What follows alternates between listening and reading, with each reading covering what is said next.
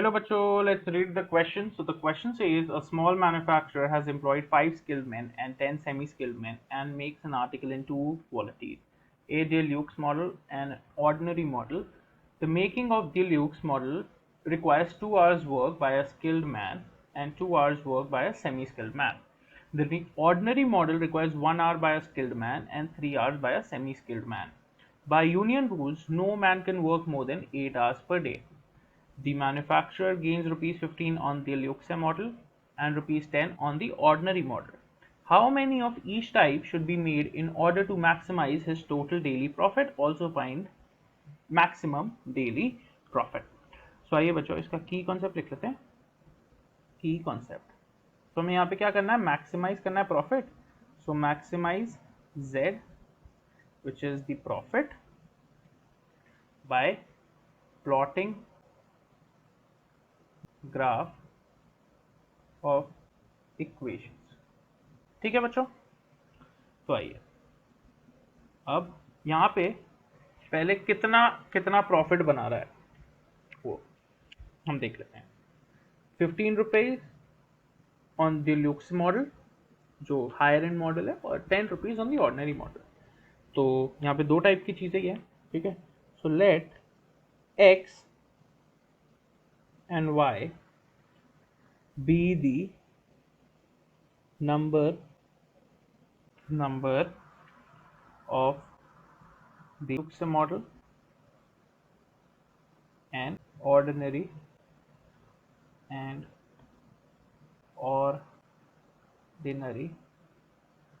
article or ordinary model respectively. X and Y be the number. ठीक है. Late कर लिया बच्चों. नाउ प्रॉफिट कितना आ रहा है? Z, which is the profit. ₹15 मेरे जो है वो हायर एंड मॉडल पे, ड्यूलेक्स मॉडल पे. सो 15x plus 10y. Ordinary model पे ₹10 का प्रॉफिट आ रहा है. सो Z हमारा ये हो गया. फिर आगे पढ़ते हैं. The making of deluxe model requires 2 hours work by skilled man and 2 hours work by semi skilled man. Right. तो डीलक्स मॉडल की अगर मैं पहले बात करूं स्किल्ड मैन की, अगर मैं स्किल्ड आदमी कितनी देर काम करेगा, भले ही वो डीलक्स हो और मेरा ऑर्डिनरी हो, तो 2 घंटे वो डीलक्स मॉडल पे कर रहा है और 1 घंटा स्किल्ड पे कर रहा है. ठीक है. और 5 दिन अगर काम करता है तो 8 5 40 आवर्स टोटल काम कर सकता है. ठीक है. तो 2x प्लस वाई, ये डीलक्स के लिए, ये ऑर्डिनरी के लिए, स्किल्ड मेंबर की बात कर रहा हूं मैं, should be less than and equal to 40 hours.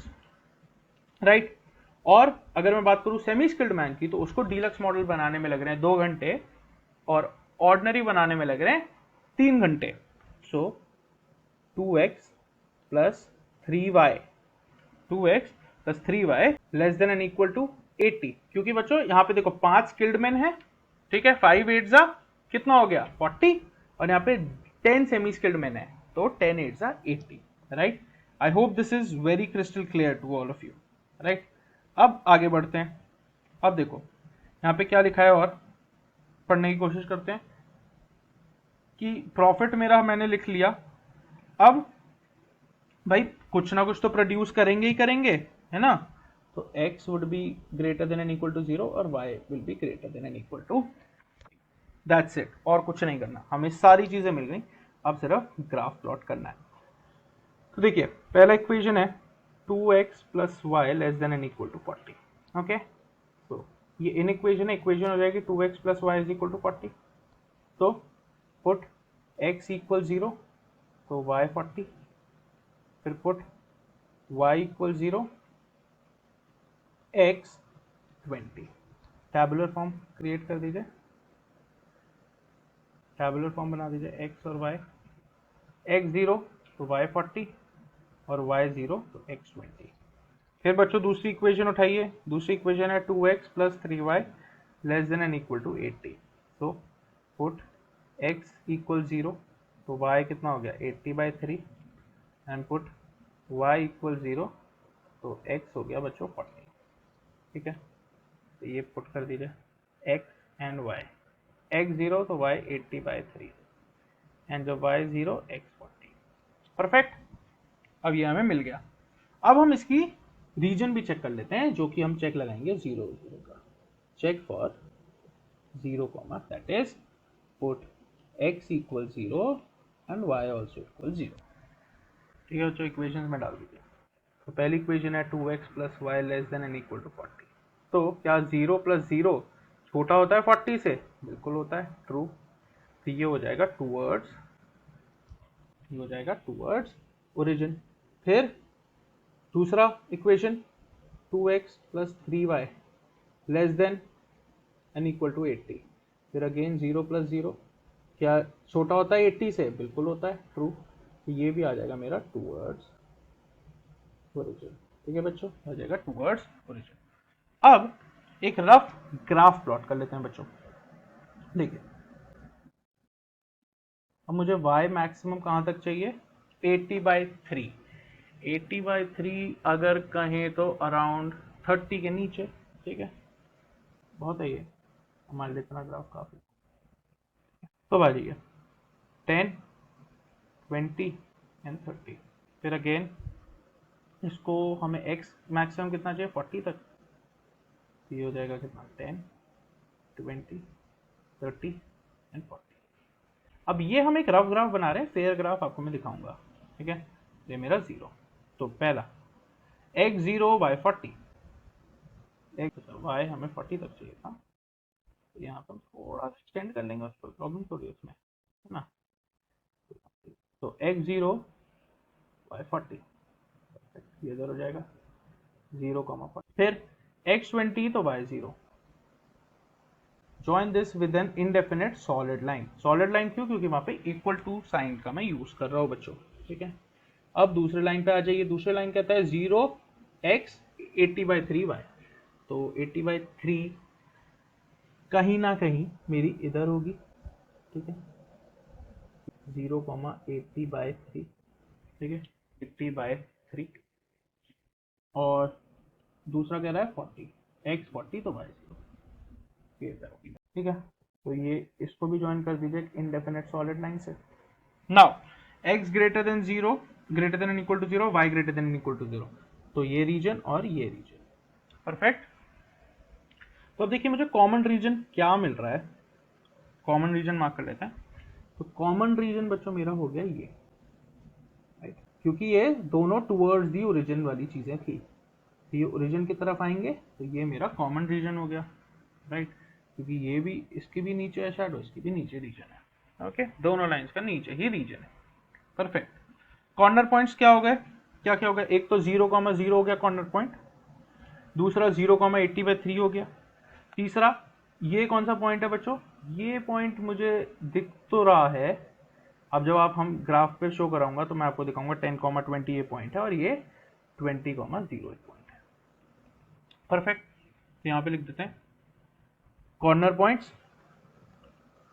ए है मेरा 0,0, बी है मेरा 0,80/3, सी है मेरा 10,20 एंड डी है बच्चों 20, और z क्या है मेरा जो मुझे मैक्सिमाइज करना है?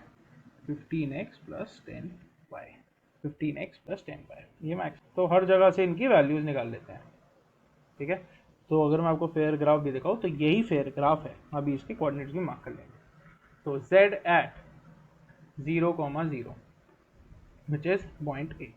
ठीक है, तो जगह z इज इक्वल टू, ये तो 0 ही होगा, दोनों जगह 0 है। फिर z at 0,80/3 which is point B. ये हो जाएगा z इक्वल्स 15 मल्टीप्लाइड बाई 0 प्लस 10 मल्टीप्लाइड बाई 80/3, जो होगा 800/3 विच इज 266.67। फिर z at c which is point 10,20। तो z इक्वल्स 15 मल्टीप्लाइड बाई 10 प्लस 10 मल्टीप्लाइड बाई 20। तो z हो गया मेरा कितना? 350। फिर बच्चों last z at d which is the point 20,0। ठीक है, तो z हो गया कितना? 15 मल्टीप्लाइड बाई 20 प्लस 10 मल्टीप्लाइड बाई 0। तो z हो गया कितना? 300। तो इसमें मैक्सिमम वैल्यू क्या दिख रही है मुझे? c पे दिख रही है 10,20 पे। तो this is the maximum value. तो मैं इसकी स्टेटमेंट लिख देता हूँ। ग्राफ है, अगर मैं इसके कोऑर्डिनेट्स की बात करूँ तो ये रहा बच्चों 0,0 पहला कोऑर्डिनेट पॉइंट, फिर ये रहा बच्चों 0,80/3, ये रहा बच्चों 10,20 और ये रहा 20, राइट, परफेक्ट। ये तो मेरा ग्राफ हो गया and I can write the statement, therefore the manufacturer should produce 10 types of deluxe articles and 20 types of ordinary articles to get maximum profit of rupees 350. So the final answer is, therefore the manufacturer should produce 10 types of deluxe articles and 20 types of ordinary articles to get a maximum profit of rupees 350. I hope you understood it well. Best of luck.